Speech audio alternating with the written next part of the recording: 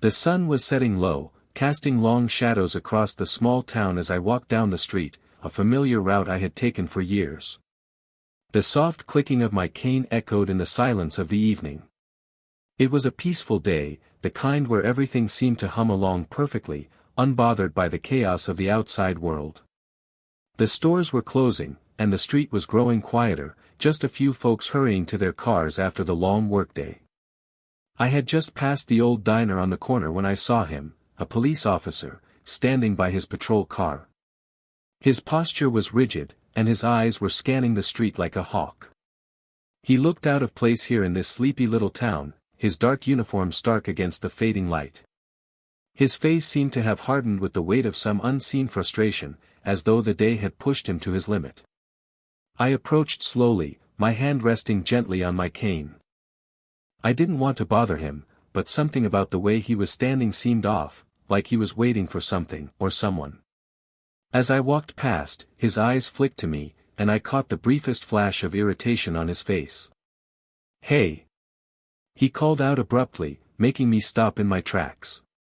I turned slowly to face him. "Can I help you?" I asked, my voice calm, though there was a slight tremor in my bones. I had seen enough tension in my life to recognize when things were about to escalate. "Why don't you move along, old lady?" His tone was sharp, the kind of command that felt like an order. He was glaring at me now, his hands on his hips. I stood still, my grip tightening on the cane. "I'm just walking home, officer," I said softly. "No harm done." But the officer wasn't listening. His face twisted in irritation, and he took a step closer, his eyes narrowing. "You got a problem with authority?" His voice rose, and I could see the veins in his neck bulging with anger. I didn't respond immediately. I knew better than to escalate things. But he wasn't going to let it go. He took another step, his breath heavy with frustration. "You think you can just walk around here without a care, don't you? Just because you're—" He stopped himself short, and I could see his fists clenching at his sides. He was trying to contain himself, but it was clear the anger was bubbling up, ready to spill over. I could feel the heat of his gaze burning through me, but I remained unmoved. My years had taught me a great deal about patience. I had lived through storms far worse than this moment, and I wasn't about to let some stranger shake me. He was still standing there, fuming, when I noticed the shift in his body language. It was subtle at first, his fists were loosening, his stance less rigid, but he didn't take a step back. No, he was still determined to have the last word. He was expecting me to cower, to back down. But I wasn't one to shrink in the face of anyone's anger. "Is there a problem, officer?" I asked again, my voice as steady as the cane in my hand. I didn't raise it in challenge, just let the words fall from my lips with a quiet calm. The officer's eyes flicked to the ground for a moment before he looked back up, this time his expression hardening. "You're not making this easy, lady," he snapped, his voice thick with frustration. "You really think I don't have better things to do than babysit people like you?" He gestured at me with a jerk of his head. I could feel the heat rising in his voice. His frustration was palpable, but I didn't flinch. Instead, I just took another step forward, steadying myself with the cane. "You've been on duty all day, haven't you?" I said, almost to myself, more of an observation than anything else. I could tell by the bags under his eyes and the way his posture sagged slightly that he was exhausted. I knew what it was like to be pushed to the limit, to feel like every little thing is the straw that breaks the camel's back. "Yeah, and it's people like you that make it harder," he barked. "You think you can just go around doing whatever you want without any consequences? I'm giving you one chance, move along before I have to escalate things." My heart didn't race, my palms didn't sweat. I simply looked him in the eyes. There was no fear in me, not for this officer, not for his authority, not for his words.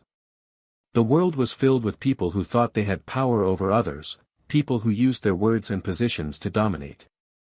But I had learned long ago that true strength didn't come from shouting. It came from knowing when to stand tall and when to speak. And so, I waited. Then, with all the calm in my voice that I could muster, I said 5 words that, to this day, I remember clearly.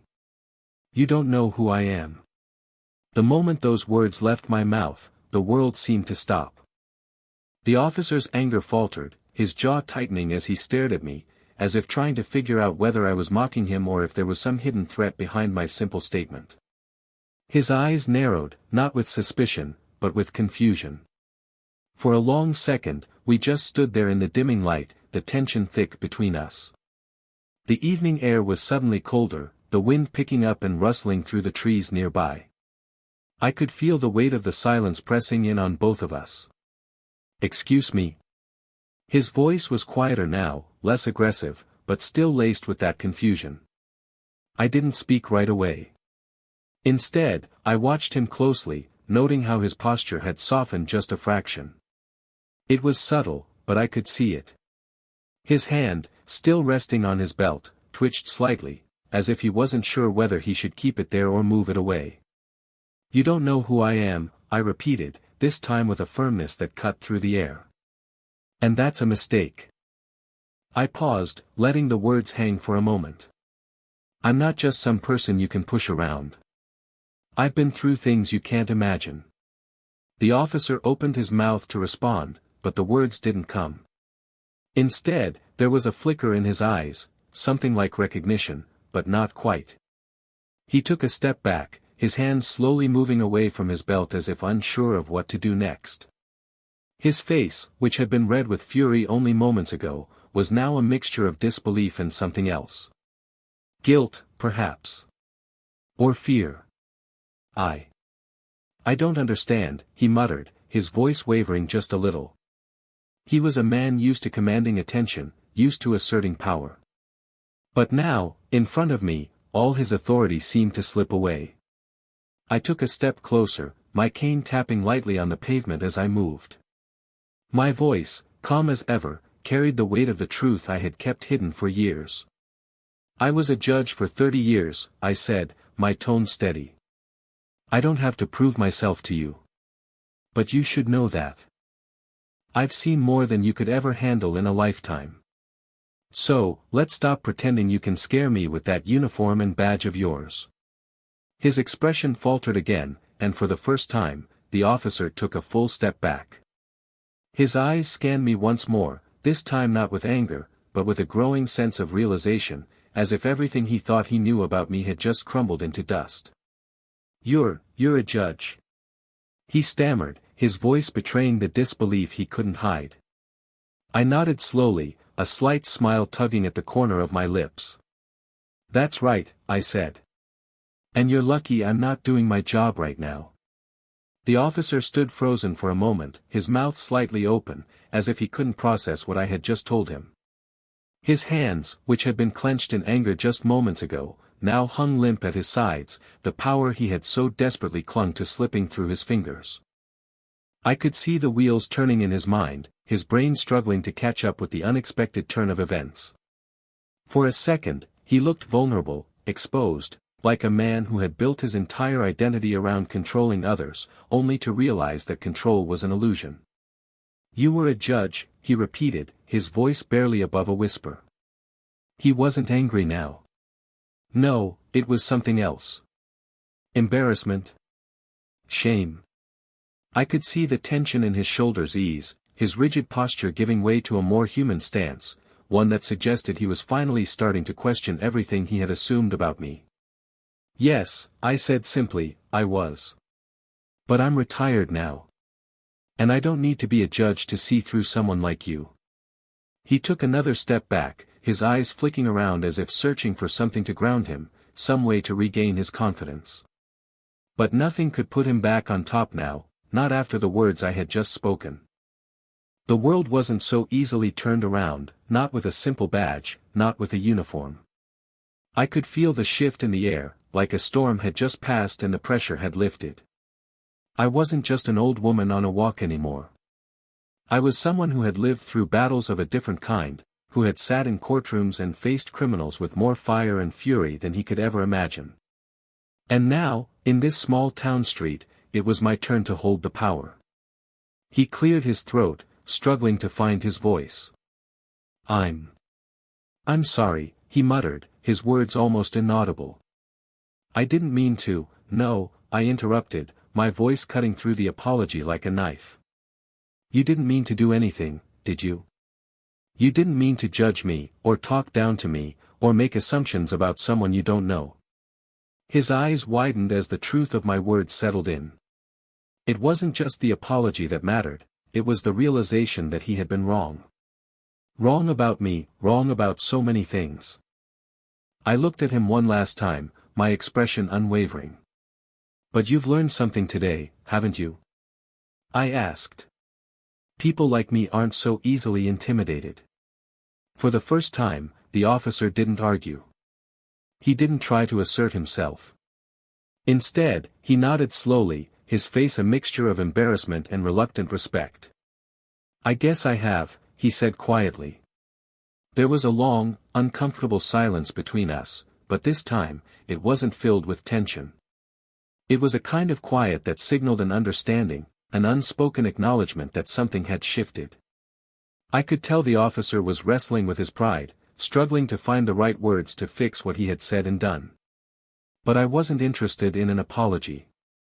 What I wanted was respect, not out of fear, but because he realized that everyone deserved it, no matter their age or appearance. I turned to walk away, my cane tapping against the sidewalk in rhythm with my steps. The street was empty now, the last few cars disappearing into the distance as the sun dipped lower, casting a warm orange glow over the town. The peace that had been there before was returning, and I was grateful for it. But just as I reached the corner, I heard his voice again. Ma'am. I paused and looked over my shoulder, expecting to hear another apology or, perhaps, some half-hearted attempt to explain himself. But that's not what came. I've been on this job for a long time, he said, his voice quieter now, more reflective.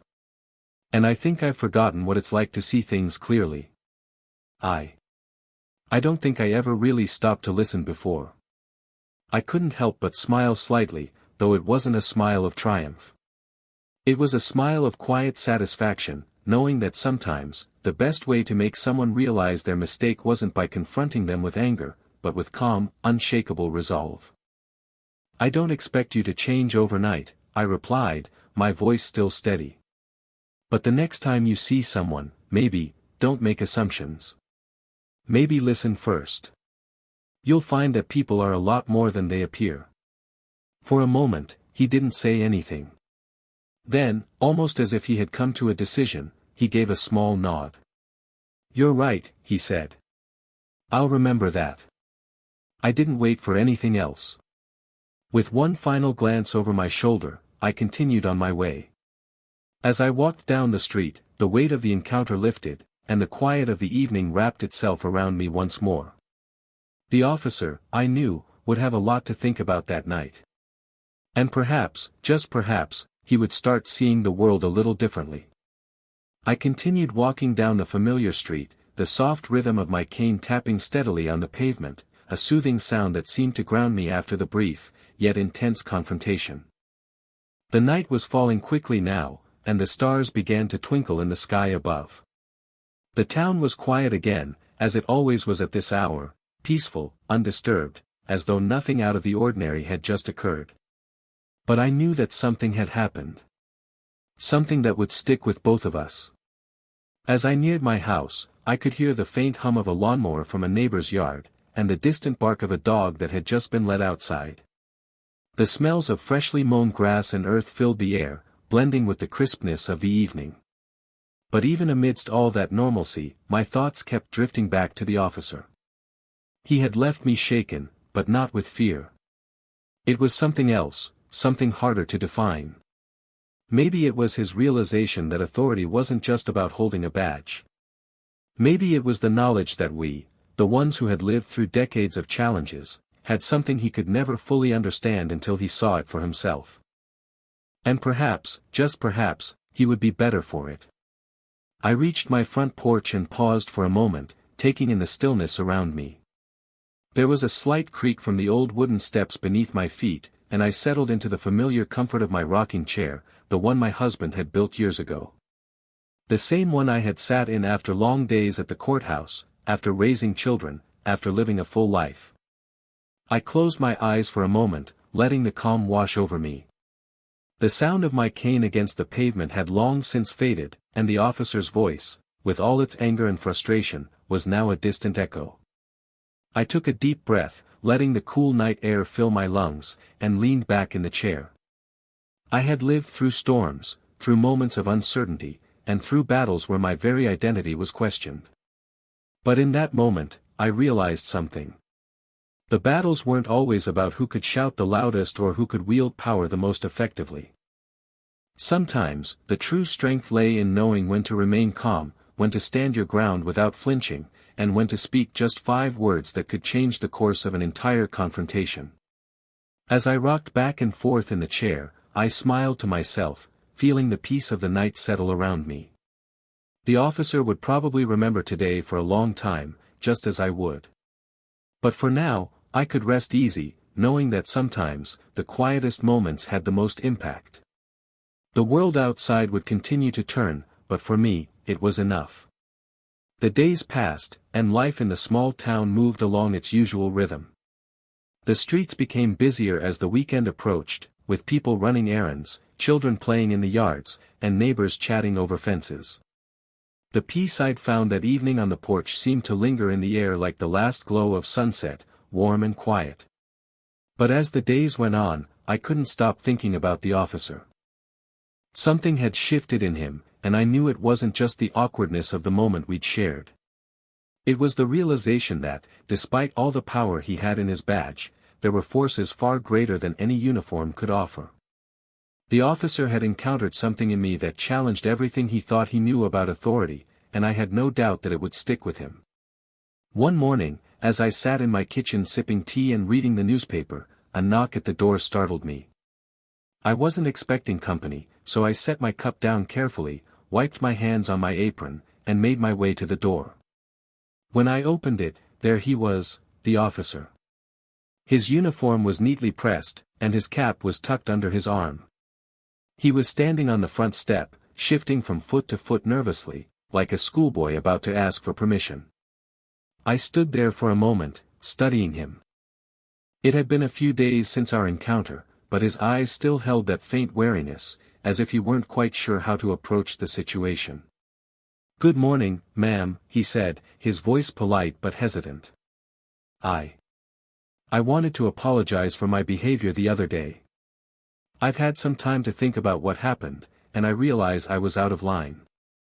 I raised an eyebrow but didn't speak right away. I wasn't looking for an apology, I wasn't even sure what I was expecting. He continued, clearly struggling with the words. "I let my frustration get the better of me. And when you said what you did, it hit me. You were right. I've spent so much time focused on control, on enforcing my authority, that I forgot what it really means to serve people." I studied him for a moment, considering his words. "That's a start," I finally said, my voice soft but firm. He seemed to let out a breath he'd been holding.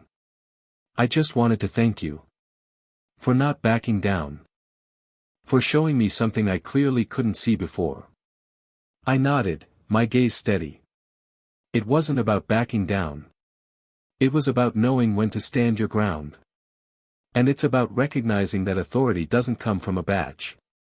It comes from respect. There was a brief silence as the officer seemed to absorb my words.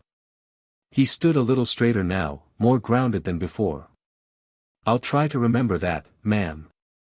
I gave him a small smile. "You're welcome. Just make sure you do remember it."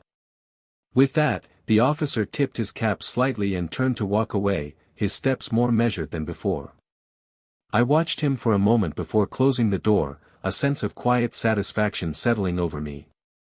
I had made my point, and in doing so, I had made a difference, not with force, not with anger, but with calm strength. Sometimes, that was all it took to change the world. The next few weeks passed without incident, and yet, I couldn't shake the feeling that things were different now, not just in the officer, but in me as well. There was a quiet sense of fulfillment in knowing that I had stood my ground when it mattered most, that my words had reached someone, even if it had taken time for them to land. It wasn't about revenge or proving a point. It wasn't about tearing someone down or humiliating them. It was about showing a person that they weren't the sum of their uniform or their anger. That authority wasn't something you claimed for yourself, it was something you earned through respect and understanding. One evening, as I was sitting on my porch once again, watching the soft twilight envelop the town, I heard the sound of tires crunching on gravel. My eyes shifted toward the street and there, just a few houses down, I saw the officer's patrol car slowly pulling into the driveway. It wasn't unusual for patrol cars to pass through the neighborhood, but this one was different, it was him. This time, though, he wasn't wearing his uniform. He was in plain clothes, just a simple button-down shirt and jeans. As he parked, he stepped out of the car with a small box in his hands. He looked up, saw me on the porch, and gave a hesitant wave. I waved back, motioning for him to come over. He made his way up the steps, and as he got closer, I saw the faintest trace of a smile on his face, something warm and genuine. "I've been meaning to stop by and thank you again," he said, his voice more relaxed now, no longer defensive or wary. "I've been working on myself, on really listening, on being better." He handed me the small box. "This is for you." It's just a small gesture, but I wanted to show my appreciation. I took the box, surprised by the kindness in his eyes. Inside was a small bouquet of flowers, carefully arranged. They were simple, nothing extravagant, but there was something about them that felt sincere. "I don't need anything like this," I said gently, a soft smile tugging at the corners of my lips. "But thank you." He shrugged, a slight chuckle escaping his lips. "I guess I'm still learning how to do this right," he admitted. We stood there for a moment, sharing the quiet evening, the air warm and calm around us. There were no words that needed to be said, no apologies or justifications. The officer had already done more than enough by acknowledging his mistakes and taking responsibility. He nodded once, as if content with the exchange, and began to walk back to his car. "I'll be seeing you around, ma'am. Take care." "Take care, officer," I said softly, watching him drive off into the fading light. The world felt right again, peaceful and balanced.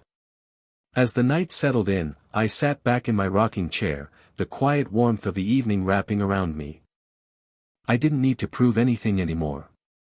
I had shown the officer what it meant to truly respect others, and in doing so, I had reminded myself that sometimes the most profound changes come from the most unexpected places. With the sound of the crickets in the distance and the stars beginning to twinkle overhead, I felt at peace, knowing that sometimes, a single encounter could ripple through the world, changing hearts and minds in ways you could never predict.